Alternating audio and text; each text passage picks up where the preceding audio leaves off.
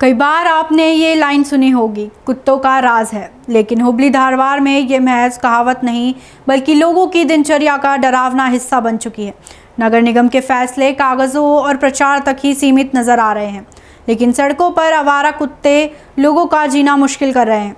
हुबली के ज़्यादातर इलाकों में जनता और वाहन चालकों को न सिर्फ रात में बल्कि दिन में भी आवारा कुत्तों की वजह से परेशानी का सामना करना पड़ रहा है। हुबली की इन गलियों में अब दिन निकालना मुश्किल हो गया है। आवारा कुत्तों का खौफ दिन रात लोगों का पीछा कर रहा है। स्कूल जा रहे बच्चे हों या काम पर निकले लोग, हर कोई कुत्तों के झुंड से बचकर निकलना चाहता है। मगर सवाल ये है, अगर ये परेशानी सबको दिख रही है तो नगर निगम को क्यों नहीं? लेकिन नगर निगम कह रहा है कि उसे कुत्ते पकड़ने वाले नहीं मिल रहे हैं। आखिर कहानी क्या है? हुबली धारवाड़ नगर निगम ने आवारा कुत्तों की समस्या को नियंत्रित करने के लिए कुत्ते पकड़ने वालों की नियुक्ति के लिए आवेदन भी आमंत्रित किए थे, लेकिन अब इसमें किसी की रुचि नहीं है।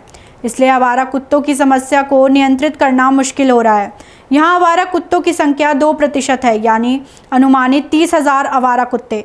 इसके बावजूद नगर निगम आवारा कुत्तों पर नियंत्रण पाने में नाकाम रहा है। हुबली धारवाड़ नगर निगम में एक बार फिर आवारा कुत्तों की बढ़ती समस्या से निपटने के लिए सख्त कदम उठाने का दावा किया है। आवारा कुत्तों की समस्या के समाधान का प्रस्ताव स्वास्थ्य स्थायी समिति द्वारा हाल ही में हुई आम बैठक में प्रस्तुत किया गया था, क्योंकि जिन्हें कुत्ते पकड़ने की जिम्मेदारी दी जानी थी वो ही उपलब्ध नहीं है। अब नगर निगम ने एक नया रास्ता अपनाने का फैसला लिया है। कुत्ते पकड़ने वालों को असम से बुलाया जाएगा, यानी स्थानीय स्तर पर ना तो व्यवस्था है ना ही इच्छा शक्ति। जुड़वा शहरों की सड़कों और भीड़भाड़ वाले बाजारों में अब ये आवारा कुत्ते लोगों की रोज़मर्रा की ज़िंदगी में डर बनकर शामिल हो चुके हैं। दुख की बात यह है कि हाल ही में हुए हमले और हादसे भी नगर निगम को झटका नहीं दे पाए। शिमला में एक मासूम बच्ची पर हुए कुत्तों के हमलों के बाद जहां लोगों में आक्रोश फूट पड़ा, वहीं हुबली में भी डर और गुस्सा लगातार बढ़ रहा है। स्थानीय नागरिकों का कहना है कि नगर निगम ने ना तो समय पर नसबंदी कार्यक्रम चलाया और ना ही इन कुत्तों के साथ हो रहे शोषण को रोका। अब हालात ऐसे बन गए हैं कि लोग सड़कों पर खुद को सुरक्षित महसूस नहीं कर रहे हैं।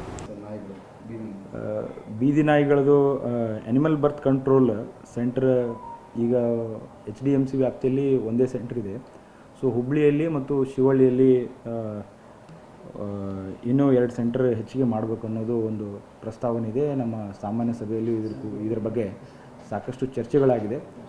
ಸೊ ಡಾಗ್ ಪಾಪ್ಯುಲೇಷನ್ ನಮಗೆ ನಮ್ಮ ಒಟ್ಟು ನಗರದ 2% ಡಾಗ್ ಪಾಪ್ಯುಲೇಷನ್ನ ಅಂದಾಜಿಸಲಾಗಿದೆ. ಒಂದು 15 ಲಕ್ಷ ಪಾಪ್ಯುಲೇಷನ್ ಅಂತಂದರೆ 30,000 ನಾಯಿಗಳಿದೆ ಅಂತ ಒಂದು ಅಂದಾಜು ನಮ್ಮಲ್ಲಿರೋದು. 30,000 ಡಾಗ್ಸ್ ಸ್ಟ್ರೀಟ್ ಡಾಗ್ಸ್ ಇದೆ. ಸೊ ಆ ನಾಯಿಗಳನ್ನ ಹಿಡಿಬೇಕು. ಇದು ನಮ್ಮ ಲೋಕಲ್ ನಾಯಿಗಳನ್ನ ಕ್ಯಾಚ್ ಮಾಡಲಿಕ್ಕೆ ಲೋಕಲ್ ಯಾರೂ ಸಿಗ್ತಾಯಿಲ್ಲ. ಸೊ ನಾವು ಕೆಲವರು ಆಸಾಮಿಂದ ಬರ್ತಾರೆ, ಅವರಿಗೆಲ್ಲ ಏರ್ ಟಿಕೆಟ್ ಮಾಡಿ ಇಲ್ಲಿ ಕರ್ಕೊಂಡು ಬಂದು ಇಲ್ಲಿ ಅವ್ರ ಕಡೆಯಿಂದ ಮಾಡಿಸ್ತಾಯಿದ್ದೀವಿ. ಈಗ ನಮ್ಮಲ್ಲಿ ಡಾಗ್ ಕ್ಯಾಚರ್ಸ್ 7 ಜನ ಇದ್ದಾರೆ. ಒಂದು ಕೇರ್ ಫಾರ್ ವಾಯ್ಸ್ಲೆಸ್ ಆ್ಯನಿಮಲ್ಸ್ ಅನ್ನೋ ಒಂದು ಏಜೆನ್ಸಿಗೆ ನಾವು ಇದನ್ನು ಆ್ಯನಿಮಲ್ ಬರ್ತ್ ಕಂಟ್ರೋಲ್ ಪ್ರೋಗ್ರಾಮ್ ಮಾಡಲಿಕ್ಕೆ ಟೆಂಡರ್ನ ಕೊಟ್ಟಿದ್ದೀವಿ.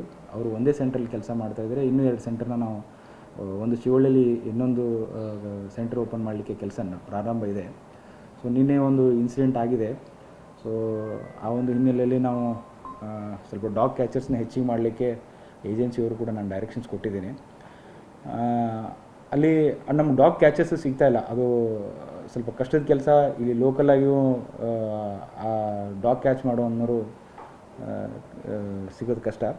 ಬಟ್ ನಾ ಏಜೆನ್ಸಿಯವ್ರ ಮುಖಾಂತರ ಈಗ ಇನ್ನೂ 2 ಸೆಂಟರ್ ಹೆಚ್ಚಿಗೆ ಮಾಡಿ ಆ್ಯನಿಮಲ್ ಬರ್ತ್ ಕಂಟ್ರೋಲ್ ಪ್ರೋಗ್ರಾಮ್ನ ನಾವು ಇನ್ನೂ ಫಾಸ್ಟಾಗಿ ಮಾಡಿ ಹೆಚ್ಚಿನ ಡಾಗ್ಸ್ ಆಪ್ರೇಷನ್ ಮಾಡಿ ಡಾಗ್ನಲ್ಲಿರೋ ಒಂದು ಅಗ್ರೆಸಿವ್ನೆಸ್ನ ಕಡಿಮೆ ಮಾಡುವ ಒಂದು ಕ್ರಮ ಕೈಗೊಳ್ತೀವಿ.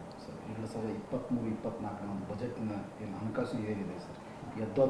ये साफ तौर पर महसूस किया जा रहा है कि सुबह के समय जब बच्चे स्कूल के लिए निकलते हैं, स्कूल से लौटते हैं या लोग बाज़ारों में रोज़मर्रा की ज़रूरतों के लिए जाते हैं, उस दौरान सड़कों पर घूमते आवारा कुत्तों के खतरे को रोकने के लिए अब पक्के और प्रभावी कदम उठाए जाने बेहद ज़रूरी हो गए हैं। स्थानीय लोग अब खुद को असुरक्षित महसूस कर रहे हैं। शिमला में कुत्तों द्वारा घायल की गई एक बच्ची को समय पर चिकित्सा मिल गई, जो राहत की बात है। लेकिन सवाल ये है, अगर इलाज समय से ना होता या खर्च हद से ज़्यादा होता तो जिम्मेदारी कौन लेता? हुबली धारवाड़ नगर निगम के आयुक्त और महापौर ने इस मामले की गंभीरता को देखते हुए विशेष बैठक बुलाई है। बैठक में सहमति बनी कि आवारा कुत्तों पर नियंत्रण के लिए कार्रवाई में अब देर नहीं होनी चाहिए और जल्द ही यह अभियान ज़मीनी स्तर पर शुरू होना चाहिए। ಹುಬ್ಳಿ ಧಾರವಾಡ ಮಹಾನಗರ ಪಾಲಿಕೆ ವ್ಯಾಪ್ತಿಯಲ್ಲಿ ಎಲ್ಲ ಬರುವಂಥ ವಾರ್ಡ್ನಲ್ಲಿ ಬೀದಿ ನಾಯಿಗಳ ಹಾವಳಿ ಜಾಸ್ತಿ ಆಗಿದೆ.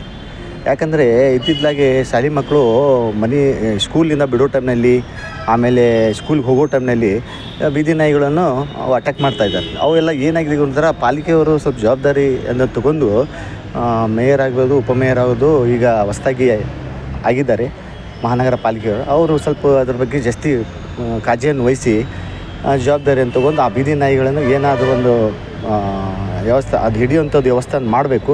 ಯಾಕಂದರೆ ಕರ್ನಾಟಕದಲ್ಲಿ ಎಲ್ಲ ಮಹಾನಗರ ಅಂದರೆ ನಿಮ್ಮ ದೊಡ್ಡ ಸಿಟಿಯಲ್ಲಿ ಮೈಸೂರಾಗಿರ್ಬೋದು, ಬೆಂಗಳೂರು ಆಗಿರ್ಬೋದು, ಎಲ್ಲ ಕಡೆಯೂ ಬೀದಿ ನಾಯಿಗೆ ಅವು BBMP ಆಗಿರ್ಬೋದು ಅವರು ಕಡಿವಾಣ ಹಾಕ್ತಾರೆ. ಡಾಗ್ಸ್ ಕ್ಯಾಚ್ ಅಂತ ಬರುತ್ತೆ. ಆ ಟೀಮನ್ನು ರಚನೆ ಮಾಡಬೇಕು. ಆ ರಚನೆ ಮಾಡಿದರೆ ಭಾಳ ಒಳ್ಳೆಯದು. ಯಾಕಂದರೆ ನಿಮ್ಮ ಗೋಕುಲ್ ರಸ್ತೆಯಿಂದ ಹಿಡಿದು ಆನಂದ್ ನಗರ್ ಬರೋ ಟೈಮ್ನಲ್ಲಿ ದಾರಿಯಲ್ಲಿ ಮಂಜುನಾಥ್ ನಗರ್ ರಸ್ತೆ ಅಂತಾರೆ, ಅಲ್ಲಿ ಆಗಿರ್ಬೋದು, ನಮ್ಮ ಶಿಮ್ಲಾ ನಗರು, ಅಧ್ಯಾಪಕ ನಗರು, ಆ ಕಡೆ ಒಳಗಡೆ ಭಾಳಷ್ಟು ನಾಯಿಗಳನ್ನು ಭಾಳ ಕಾಟ ಆಗ್ತಾಯಿದೆ. ಯಾಕಂದರೆ ಬೈಕ್ಗಳು ಹೋಗೋ ಟೈಮ್ನಲ್ಲಿ ಅಡ್ಡ ಬಂದರೆ ಸ್ಕಿಡ್ ಆಗಿ ಬಿದ್ದರೆ ಅವನಿಗೆ ಏನಾಗೋದು ಚಾನ್ಸಸ್ ಗೊತ್ತಾಗೋದಿಲ್ಲ. ಯಾಕಂದರೆ ನಾಯಿಗಳು ಅಡ್ಡ ಬಂದರೆ ಏಕ್ದಮ್ ಮನುಷ್ಯನಿಗೆ ಬ್ಯಾಲೆನ್ಸ್ ತಪ್ಪಿಬಿಡುತ್ತೆ. ಅದಕ್ಕಾಗಿ ಏನಿದೆ ಅದು ಜವಾಬ್ದಾರಿಯಿಂದ ವಹಿಸ್ಕೊಂಡು ಅದು ಏನಿದೆ ನಾಯಿಗಳನ್ನು ಸ್ವಲ್ಪ ಹಿಡಿಬೇಕಂತ ಹೇಳಿ ಮಹಾನಗರ ಪಾಲಿಕೆಯವರಿಗೆ ನಾನು ವಿನಂತಿಸುತ್ತೇನೆ. ಯಾಕಂದರೆ ಅಂದರೆ ನಾವು ನಾಯಿನ ಹಿಡಿಯೋಕ್ಕೆ ಮುಂದಾಗ್ತೀವಿ, ಆದರೆ ಯಾರೂ ಸಿಗಾತಿಲ್ಲ ಕೆಲಸಕ್ಕೆ.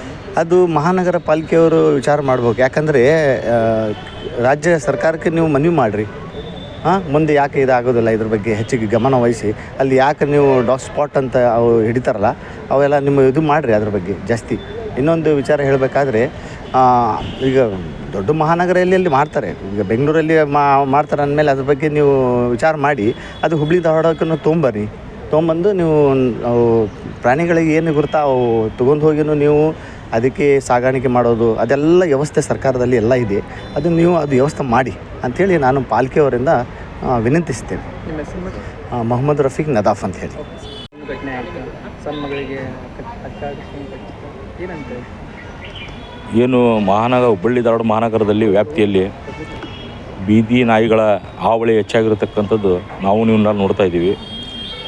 ಇದಕ್ಕೆ ಸೂಕ್ತವಾದ ಕ್ರಮವನ್ನು ಜರುಗಿಸಬೇಕಂತ ಮಹಾನಗರ ಪಾಲಿಕೆಯವರು ಈಗಾಗಲೇ 70 ಎಕರೆ ಜಮೀನನ್ನು ಖರೀದಿ ಮಾಡಿದ್ದಾರೆ. ಬಿಡಾಡಿ ದನಗಳನ್ನ ಮತ್ತು ಬೀದಿ ನಾಯಿಗಳನ್ನ ಹಾಕಿ ಅಲ್ಲಿ ಸಂರಕ್ಷಣೆ ಮಾಡುವುದು ಮತ್ತು ಆಪರೇಷನ್ ಮಾಡ್ತಕ್ಕಂಥ ವಿಚಾರನ ಮಹಾನಗರ ಪಾಲಿಕೆಯವರು ಇಟ್ಕೊಂಡಿದ್ದಾರೆ.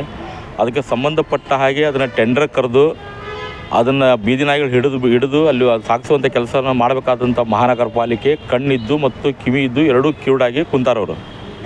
ನಾವು ಆಗ್ರಹಪಡಿಸೋದು ಹುಬ್ಳಿ ಧಾರವಾಡ ಮಹಾಜನತೆಯಾಗಿ ಆಗ್ರಹಪಡಿಸೋದು ಏನಂದರೆ ಕೂಡಲೇ ಟೆಂಡರ್ ಕರಿಬೇಕು. ಬೀದಿ ನಾಯಿಗಳಿಗೆ ವಿಶೇಷವಾಗಿ ಅವನ್ನ ಹಿಡಿಯುವಂಥ ತಜ್ಞರನ್ನ ಕರೆದು ಟೆಂಡರ್ ಕರೆದು ಅವನ್ನ ಸುರಕ್ಷಿತವಾದ ಅವನ್ನ ಸಾಕಬೇಕು. ಯಾಕೆ 2001ರಾಗ ನಮ್ಮ ಭಾರತದ ಒಂದು ಕಾನೂನಿದೆ, ಯಾಕಂದ್ರೆ ನಾಯಿಗಳನ್ನ ಕೊಲ್ಲೋ ಹಾಗಿಲ್ಲ, ಅದನ್ನು ಆಪ್ರೇಷನ್ ಮಾಡಿ ಅದಕ್ಕೆ ಮುಂದೆ ಮರಿ ಆಗ್ಲಾರಂಗೆ ಆಪ್ರೇಷನ್ ಮಾಡಿ ಅವನು ಸಾಕುವಂಥ ವ್ಯವಸ್ಥೆನ ಮಹಾನಗರ ಪಾಲಿಕೆಯವರು ಮಾಡಬೇಕು. ಅದು ಯಾವುದನ್ನು ಕೂಡ ಈ ಮಹಾನಗರ ಪಾಲಿಕೆಯವರು ಮಾಡ್ತಾಯಿಲ್ಲ. ಆ ಕಾರಣದಿಂದಾಗಿ ಇವತ್ತು ಬೀದಿ ನಾಯಿಗಳ ಹಾವಳಿ ಹೆಚ್ಚಾಗೈತಿ. ಅತಿ ಹೆಚ್ಚಾಗಿ ಈಗ ಕೆಲವು ದಿನಗಳ ಹಿಂದೆ ಇಲ್ಲೇ ಒಂದು ಆನಂದ್ ನಗರದೊಳಗೆ ಸಿಮ್ಲಾ ನಗರದಲ್ಲಿ ಒಂದು ಮಗು ಶಾಲೆಯಿಂದ ಬರುವಾಗ ನಾಯಿ ಹಂಬಲ ಮಾಡಿದ್ದು ನಾವೆಲ್ಲ ನೋಡಿದ್ದೀವಿ. ಆದರೂ ಕೂಡ ಇನ್ನೂರಿಗೂ ಕೂಡ ಈ ಮಹಾನಗರ ಪಾಲಿಕೆಯವರು, ಮಾನ್ಯ ಆಯುಕ್ತರು ಮತ್ತು ಹೊಸದಾಗಿ ಬಂದಂಥ ಪೂಜ್ಯ ಮಹಾಪೌರರು ಕಣ್ಮುಚ್ಚು ಕೂತ್ಕೊಂಡಿದ್ದು ಇದು ಸರಿಯಾದ ಕ್ರಮ ಅಲ್ಲ. ಈ ಕೂಡಲೇ ಇವರ ಬೀದಿ ನಾಯಿಗಳ ಬಗ್ಗೆ ತಕ್ಷಣ ಯಾವ್ದಾರು NGO ಆಗಲಿ ಅಥವಾ ಯಾವ್ದಾರು ಕಾಂಟ್ರಾಕ್ಟರ್ ಆಗಲಿ ಟೆಂಡರ್ ಕರೆದು ಕೂಡಲೇ ಅವರು ಕ್ರಮ ತಗೋಬೇಕಂತ ಈ ಮೂಲಕ ನಾವು ವಿನಂತಿ ಮಾಡ್ಕೊತೀವಿ. ಪ್ರಕಾಶ್ ನಾಯಕ್. आवारा कुत्तों की समस्या अब सिर्फ एक असुविधा नहीं बल्कि एक गंभीर सार्वजनिक सुरक्षा का मुद्दा बन चुकी है। सवाल ये नहीं है कि योजनाएं क्या हैं, सवाल ये है कि उन्हें ज़मीन पर कब और कैसे उतारा जाएगा। जब तक नगर निगम समय रहते ठोस कार्रवाई नहीं करता तब तक हर सड़क, हर गली, हर स्कूल के बाहर ये खतरा मंडराता रहेगा। उम्मीद है कि इस बार फैसले सिर्फ कागज़ों तक सीमित नहीं रहेंगे। फिलहाल आवारा कुत्तों की समस्या पर कई मीटिंग्स और प्रस्ताव सामने आए हैं, लेकिन असली ज़रूरत है ठोस और तेज़ कार्रवाई की। जब तक ये योजनाएं सिर्फ फाइलों और बैठकों में ही घूमती रहेंगी तब तक जनता सड़कों पर डर के साए में जीती रहेगी। अब वक्त है कि नगर निगम अपने वादों को अमल में लाए ताकि लोग राहत की सांस ले सकें और बच्चे बेफिक्र होकर स्कूल जा सकें। फिलहाल के लिए बस इतना ही और तमाम खबरों के लिए देखते रहें पल्स 24 न्यूज़ को। नमस्कार।